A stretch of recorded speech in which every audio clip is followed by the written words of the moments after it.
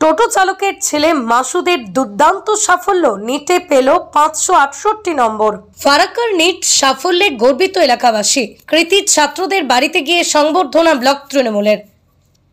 চিকিৎসা শিক্ষায় জাতীয় স্তরের কঠিন প্রতিযোগিতা নিট পরীক্ষায় নজরকাড়া সাফল্য অর্জন করল ফারাক্কার 3 কৃতী সন্তান।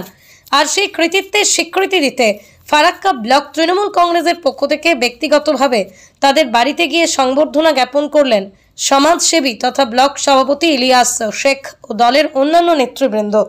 সবচেয়ে আলোচিত মুখ ফারাক্কার ভবানীপুর গ্রামের মাসুদ আলম। টোটো চালকের সন্তান মাসুদ 720-র মধ্যে 568 নম্বর পেয়ে অর্জন করেছে সর্বভারতীয় 5880তম স্থান। মাতৃহারা মাসুদের এই সাফল্যে গর্বিত গোটা অর্জুনপুর গ্রাম পঞ্চায়েত। তার বাবা মোহাম্মদ শহীদুল আলম বলেন, অভাব অনটনের মধ্যেও ছেলের এই সাফল্য আমাদের চোখে জল এনে দিয়েছে, গর্বে বুক ভরে যাচ্ছে। অন্যদিকে শিবনগর গ্রামের কুশল সাহা 720-র মধ্যেই 579 নম্বর পেয়ে সর্বভারতীয় 4049তম স্থান অধিকার করেছে।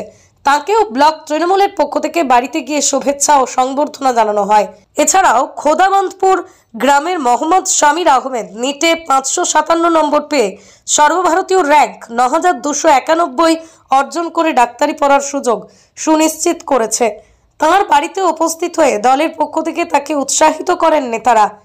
এই 3 ছাত্রের সাফল্যে উচ্ছ্বসিত ব্লক তৃণমূল নেতৃত্ব। উপস্থিত ছিলেন আসলাম খান, নজরুল ইসলাম, ছাত্রনেতা জিশান শেখ, পঞ্চায়েত সমিতির সদস্য সোহেল শেখ, আজমাউল হোসেন ওরফে রিপন, গ্রাম পঞ্চায়েত সদস্য জাহাঙ্গীর হোসেন, অঞ্চল সভাপতি আনোয়ার হোসেন সহ বহু নেতৃত্ব। ইলিয়াস শেখ বলেন, এরা আমাদের এলাকার গর্ব।